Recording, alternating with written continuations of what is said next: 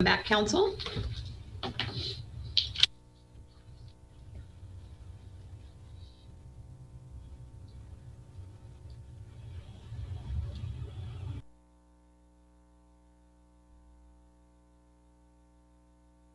I just did not see the mayor on my split screen. I apologize. The city council has reconvened from closed session with no reportable action taken this evening. Thank you. Thank you. And then with that, Mr. Mayor, we'll go ahead and adjourn the special meeting, and you can go ahead and call the regular meeting of March 15th to order. Very good. Thank you. Call to order for the City Council regular meeting of Monday, March 15th, 2021 at 6:15 p.m. City Clerk, will you take roll? Mayor Turco? Here. Mayor Pro Tem Hasselbrink? Here. Councilmember Bates? Here. Councilmember Doby? Here. Councilmember Nafolda? Here.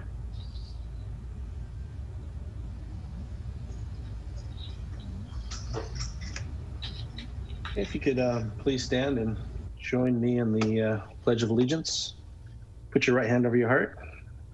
Ready? Begin. I pledge allegiance to the flag of the United States of America and to the republic for which it stands, one nation, under God, indivisible, with liberty and justice for all. Thank you. And for our invocation, I'd like to just mention that our thoughts and prayers go out to everyone who's been dealing with COVID, both individually, family members who have lost loved ones. I attended last week a funeral for someone who was 52 years old and passed away. They were healthy. They passed away from COVID. So this is very real, and it's still going on. Also thinking of those who have treated and are treating folks with COVID, the businesses, the employees, individuals who have suffered financial hardships as a result, and of course our first responders who do everything they can to keep us safe under normal times. And they've also been dealing with the pandemic on top of all the other challenges that they face. We want to say thank you to all of these individuals and keep them in our prayers moving forward. Thank you. All right. Next, oral communications. At this time, any individual in the audience may come forward to speak on any item. Do we have any public comment today, City Clerk Kintanar? We did not receive any requests to speak, and we don't have anyone from the public on the line now. Okay, very good. We'll move on to number 6 on the agenda, council announcements. And I'll start with Councilmember Nafolda, if you can give your any announcements you've got. Yeah, no, I just, since the last meeting, I attended the Friday meeting, March 12th meeting of the League of Cities, and I spent a substantial amount of time going over legislation, particularly with respect to SB 1383. So took some notes there, and I'm sure that's something that's going to be a topic of discussion for us coming up shortly here. And I also sat in on parts of the Los Alamitos School Board, the general meeting. And it was just nice. They had some student presentations and things like that. Can't wait to get the kids back in school full time. That's all I have. Very good. Councilmember Bates? Sure. I spent, let's see, so it would be last Tuesday, testifying before a joint session of the legislature's business committee on behalf of CAMTech. And I know Chief Nunes would have been there, but the past president of the police chiefs also did a wonderful job testifying on behalf of CAMTech. Very interesting meeting. The reason why I'm bringing it up here today is especially a member of the Senate, also a member of the Assembly, both spoke very, very strongly about human trafficking. I'm bringing it up this week with the League of Cities. but I got the distinct impression that that there's going to be more potential legislation or direction from the state legislature as to what cities have to do about human trafficking. They were trying to look at it from, and I'm sorry, I used the acronym CAMTech, California Massage Therapy Association. And in this case, it represents all the certificate holders in the state and the schools. We're the governing board, and I represent the League of Cities, all of you.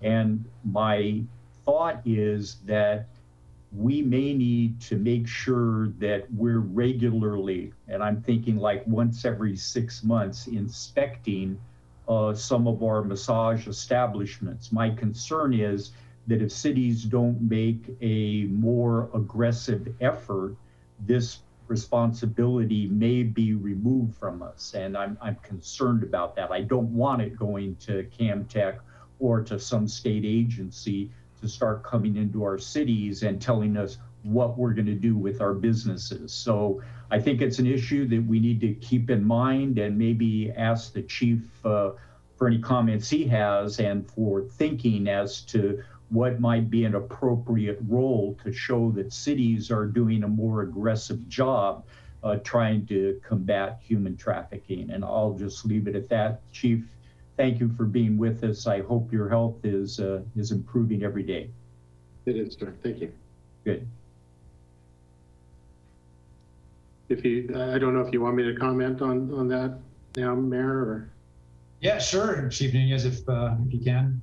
Yeah, I mean, I think, when you look at it statistically, I think they believe there's about 30 million people that are enslaved globally, and about 5 million of those folks those victims are enslaved for the purposes of sexual exploitation.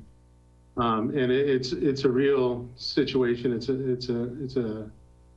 It's a travesty, but I think that, well, a couple things.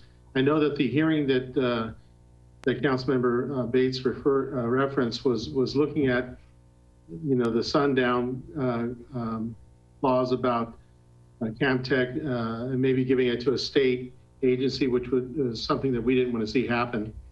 And I think they made the group go through a number of hoops. But I think the idea is that we can work together on this process and get better results than having some generic plan come across that's going to not look at each individual city as an individual city. And we need to maintain that local control over our city and the ordinances that we have in place, and what works for Los Alamitos is what's most important for us, I believe. And I think there are a number of cities that feel the same way.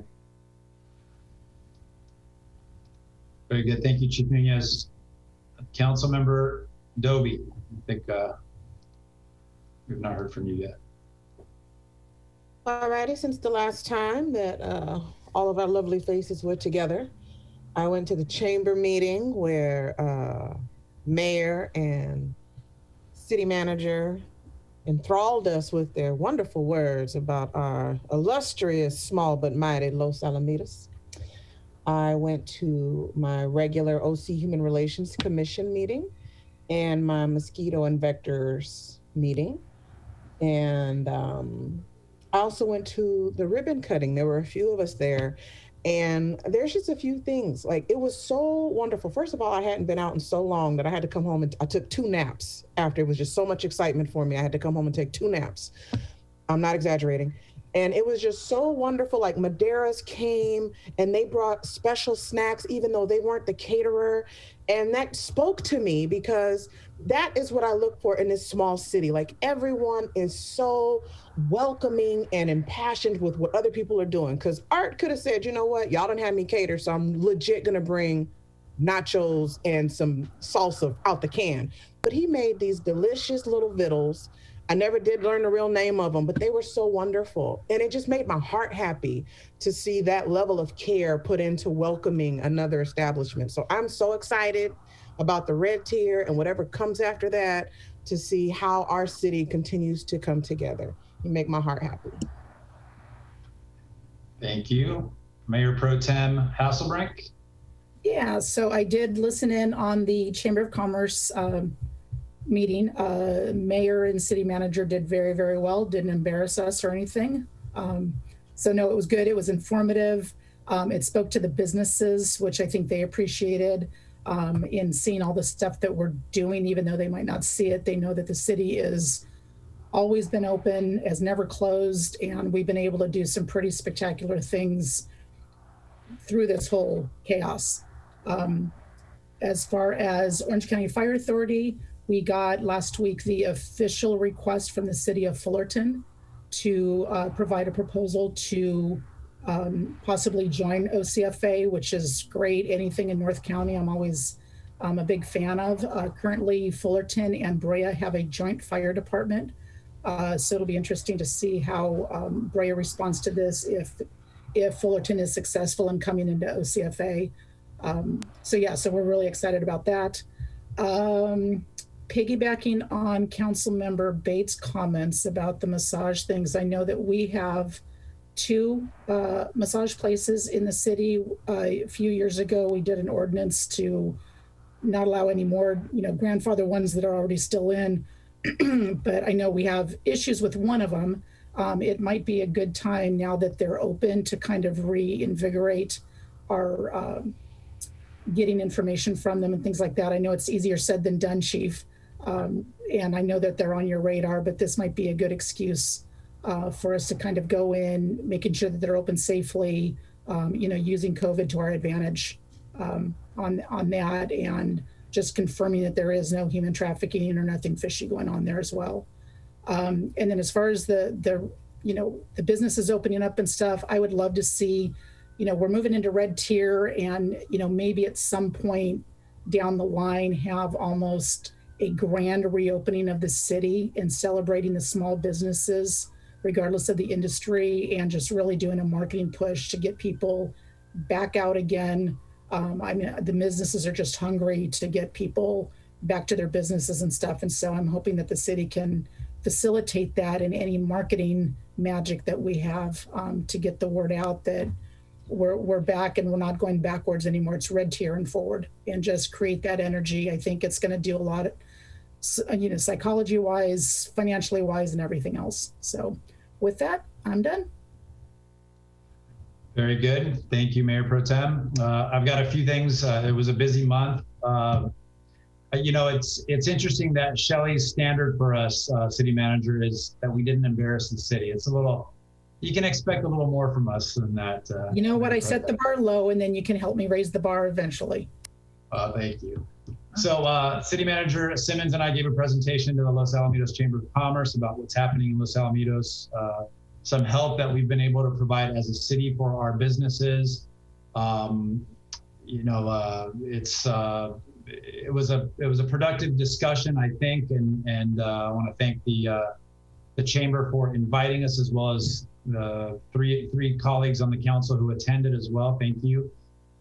As Councilmember Dobie mentioned, we attended the ribbon cutting at the Fairfield Inn by Marriott on Los Alamitos Boulevard. The Chamber of Commerce helped put that together. It was a very nice event. There were a number of other organizations there as well. The hotel is open for business. It's a really nice spot in Los Alamitos. Should help drive some business into our local restaurants and other businesses as well, and help us generate additional tax revenue, which is something that, of course, we're always looking at. I participated in the mayor's calls, our weekly mayor calls, where we talk primarily about COVID-19, but other issues as well, and ideas on how we can all best serve our cities. We have a weekly call with Dr. Chow. I was not able to attend last week, although City Manager Simmons provides an update on those when I cannot attend. We've moved into the red tier. I think everyone knows that. This is great news. It shows the improving situation. The fact that the measures recommended by the health departments are working, vaccinations are working. It's helping, result in lower infection rates, ICU visits, less deaths.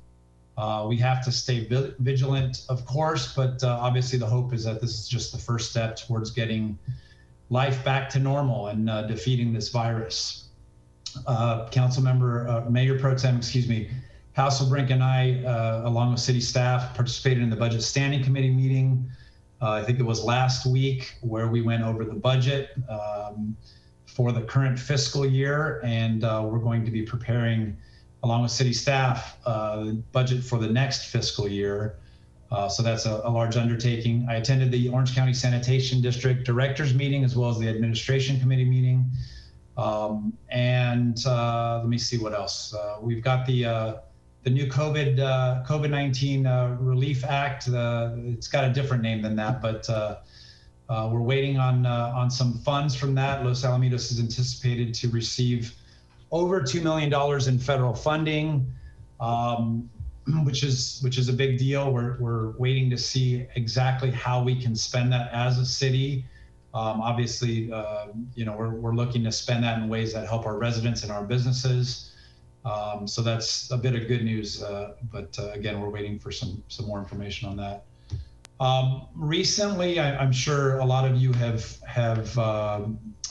seen the news that there's been a lot of acts, an alarming rise in racially motivated attacks against members of our Asian American community.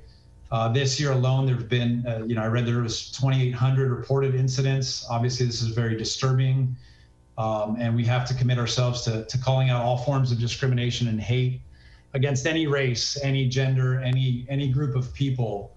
It's just wrong. And, I'm encouraged by folks who have called out these injustices for what they are.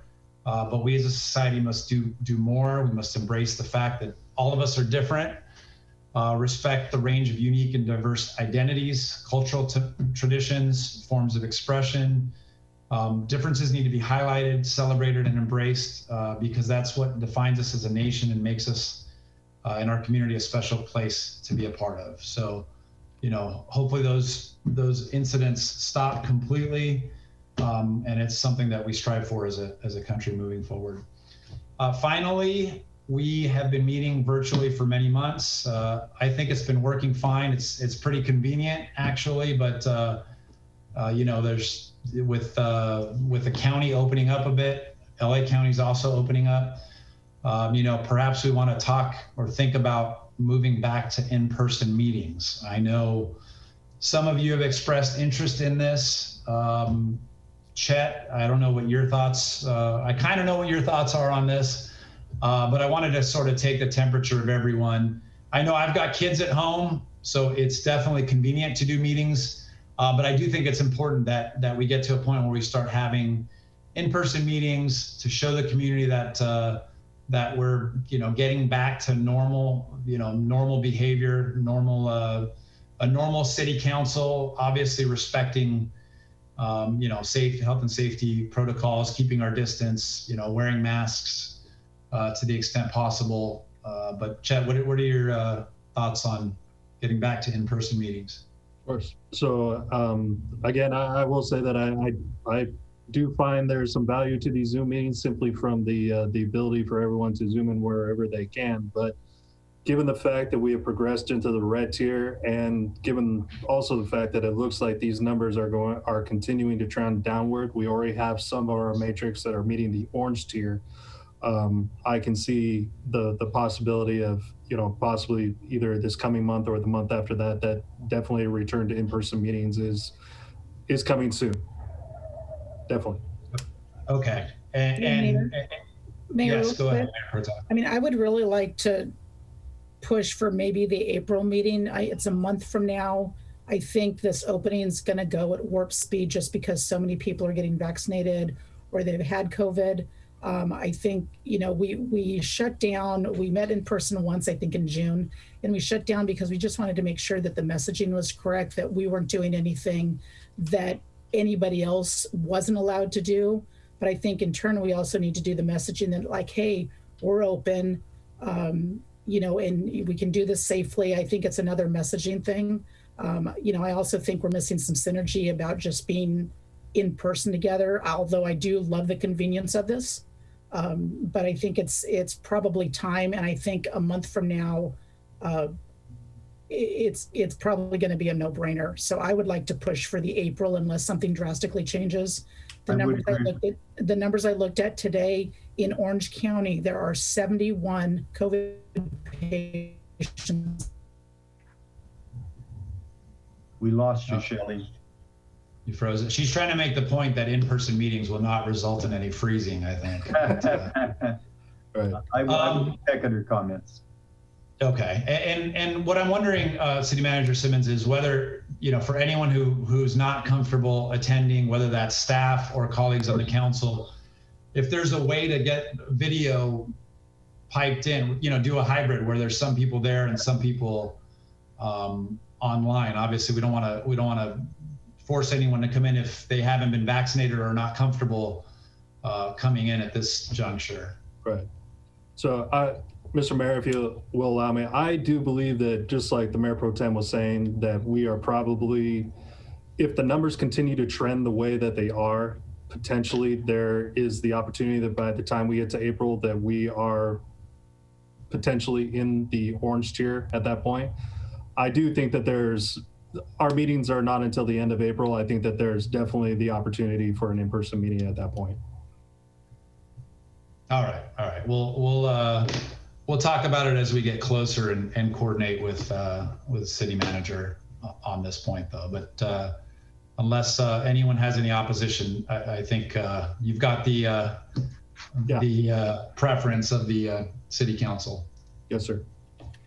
All right. With that, we will move now to items from the city manager. Sir, actually, I was just going to mention that we are now in the red tier. We have been putting information out to our businesses, and we're also carefully tracking the numbers, given the fact that two of the three matrix that the state uses to determine what tier you're in have already reached the orange tier. We're waiting on one more matrix to actually tick over into that next category.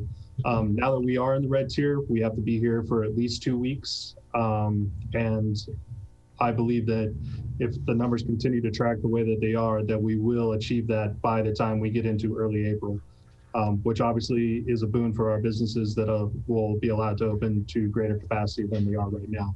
So as long as I would use this opportunity to continue to remind everybody that social distancing, wearing a mask, washing your hands, and avoiding large crowds is working.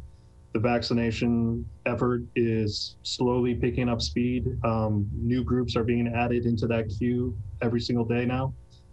So it is, again, a very optimistic look into the future that we can see some light at the end of this tunnel.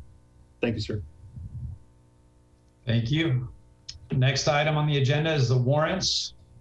Do we have a motion for the warrants? I'll move approval. A second. May I ask a couple questions, Mr. Mayor? Yes, of course. Thank you. I had a few questions. I think Craig has been answering, has been able to answer most of them. I'm wondering if on page, let me see if I got the right page, page 3, if Emmeline can give us a little more detail on that it's under Young Doctors Program. Young Doctors Program. Actually, Megan is here as well, and she is in charge of our contract classes. Megan, is that one of our contract classes payment? Yes. Mm-hmm. What's it all about? Are we training doctors now? I know we're a great city and can do a lot of things, Megan, but I didn't know you were in the business of training doctors. Hey, you got to start them young, right? Okay. So the program is just basically it's a program to teach our youth different medical practices that are age appropriate for them, basically to get them started into the medical world and to make it a fun environment. So it's a really popular program. When we did have it running, it had tons of kids enrolled. I was on maternity leave when it happened, but I heard that it filled up really nicely, and the participants really enjoyed it. It's ran by one of our contract instructors, Parker Anderson.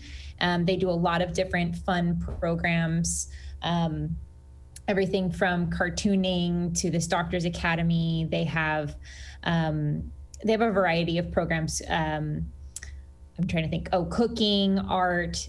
So they run a ton of fun programs. A lot of them are considered specialty programs, and that's one of them. And it seems to be a really popular fit. Thank you. Second question, Mr. Mayor, on page 6. Could maybe the city manager or Ron tell us a little bit more about those 3 charges for communications technology? Or maybe it's the chief too, because some of them look like they're fire department and police department related. About halfway down on page 6. Hold on just one second, sir. I want to make sure that I'm referring to the correct numbers here.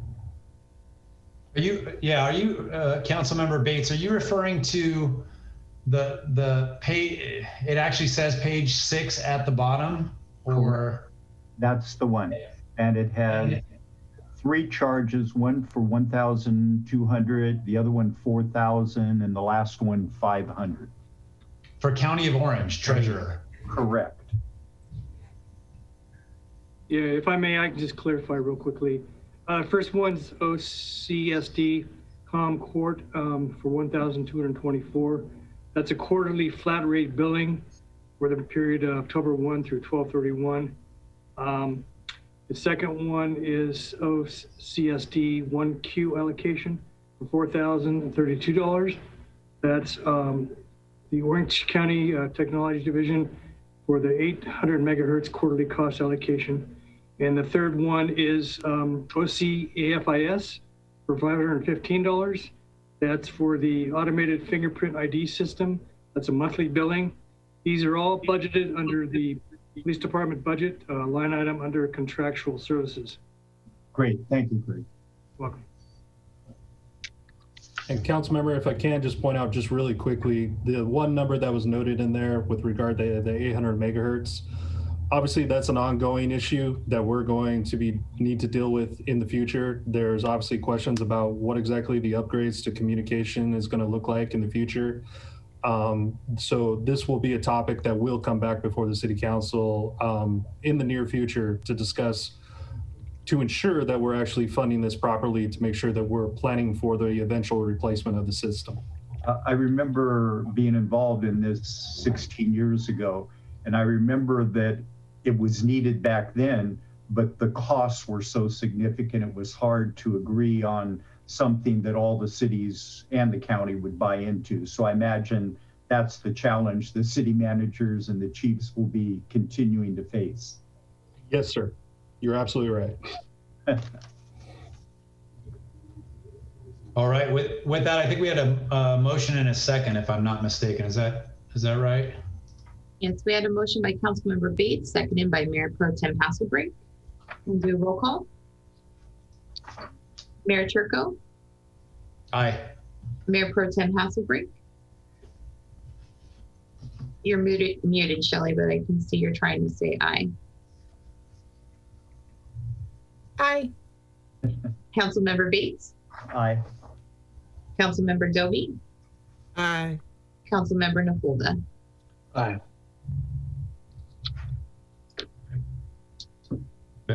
Very good. Item number 9, consent calendar. All consent calendar items may be acted upon by one motion unless a council member requests separate action on a specific item. Would anyone like to pull any of the consent calendar items today? Yes, Mr. Bear, I'll try to make it brief, but I'd like to pull item E and item F, and I'll move the balance of the items. Okay, I'll second. We have roll call. Mayor Turco? Aye.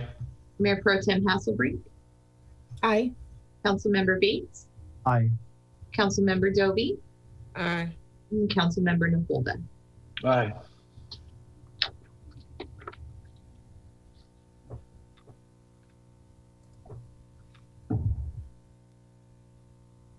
Mr. Mayor, am I good on item E?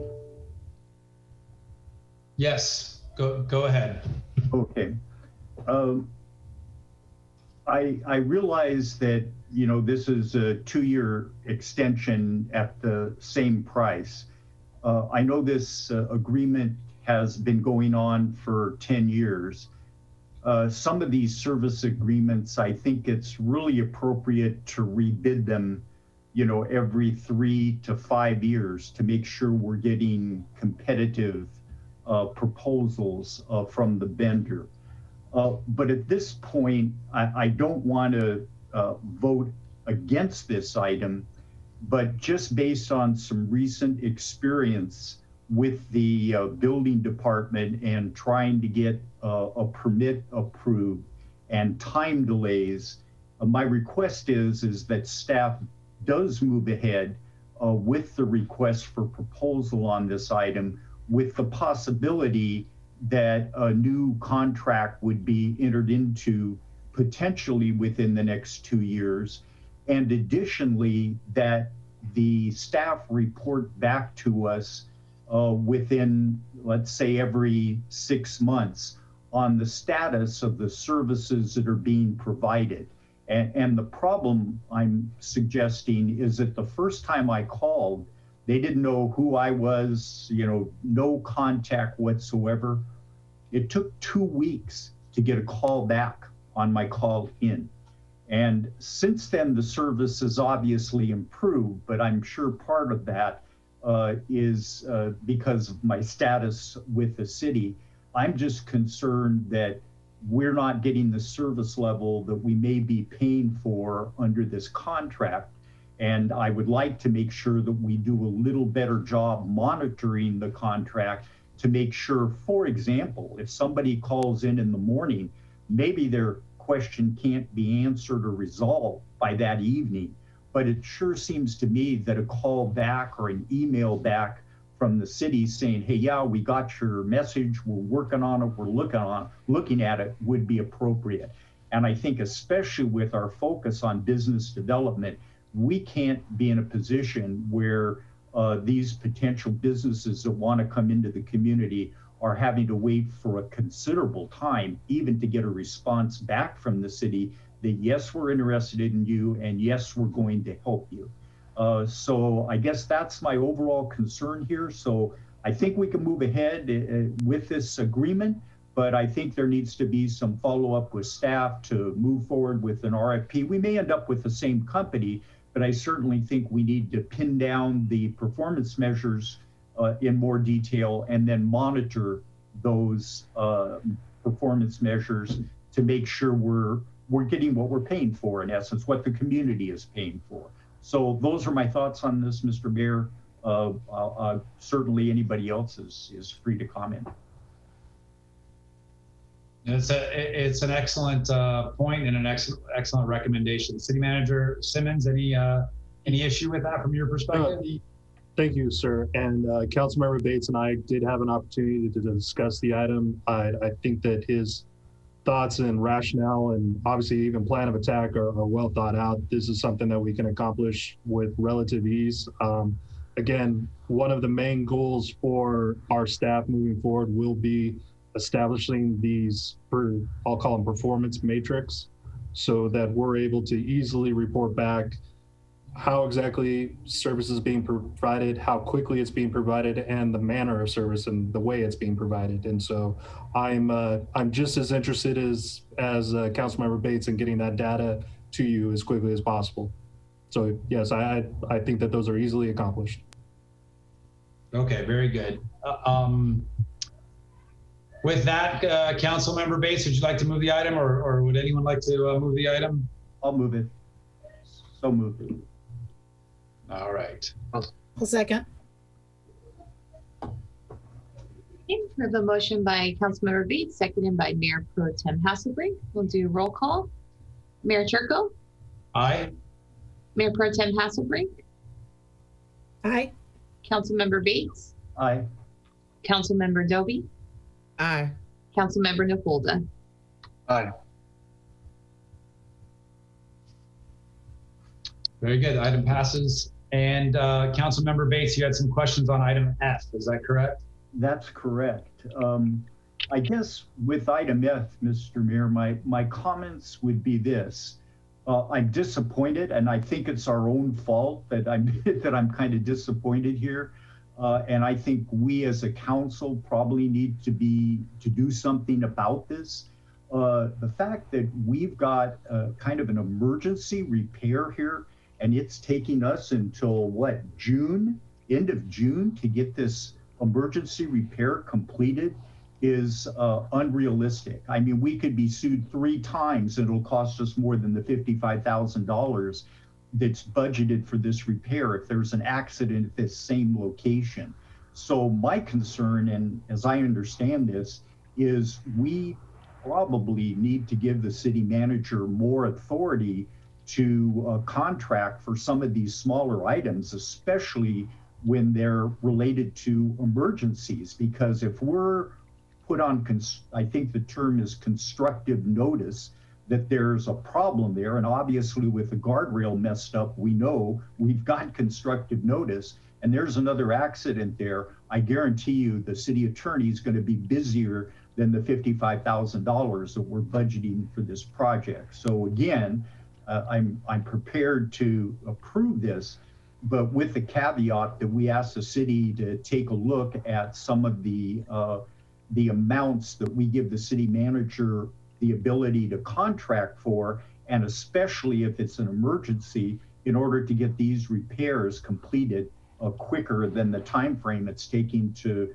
repair a guardrail. So that's my concern. Certainly, I mean, I guess the city attorney can comment on what its fee might be if there's another accident at that location and we haven't made an obvious repair that we know needs to be made. So that's my concern on that one. And I think, as I say, it's more our problem as a city council, making sure the city manager has efficient authority to handle these emergency repairs and not have to go through such an extensive process. For example, on this, I think you could have picked 3 good vendors that we've worked with before, gotten bids from the 3 of them based on even preliminary specifications, and then awarded the contract and have them move forward. So even in approving this, I request that the city manager and Mr. Noda move forward as quickly as possible to get this repair completed, so we don't have an accident at this location. Hey, Mayor, I had a question real quick on that. I know a couple councils ago and another city manager ago, we actually lowered the threshold of the spend that the city manager could do.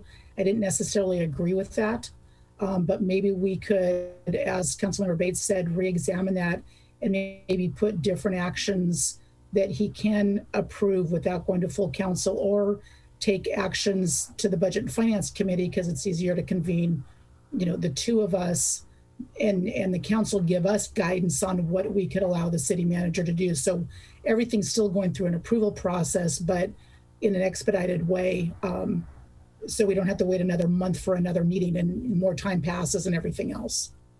Exactly. I'd be happy. And I think, sorry, Councilmember Bates. I think Mayor Pro Tem Hasselbrink, I think if I'm not mistaken, the threshold was lowered and then it was raised again either last year or the year before.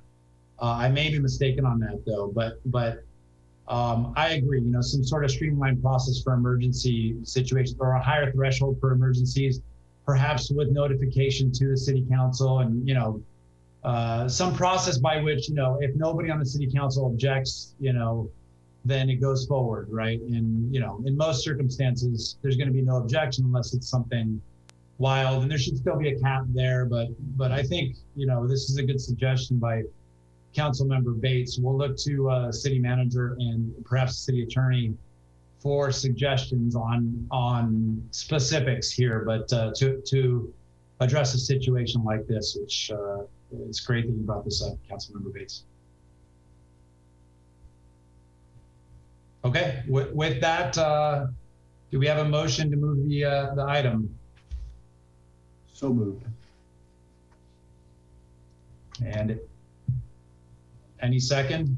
Second. I'll second. All right. The motion by Councilmember Bates, seconded by Councilmember Dovey. Roll call, Mayor Turco, Aye. Mayor Pro Tem Hasselbrink.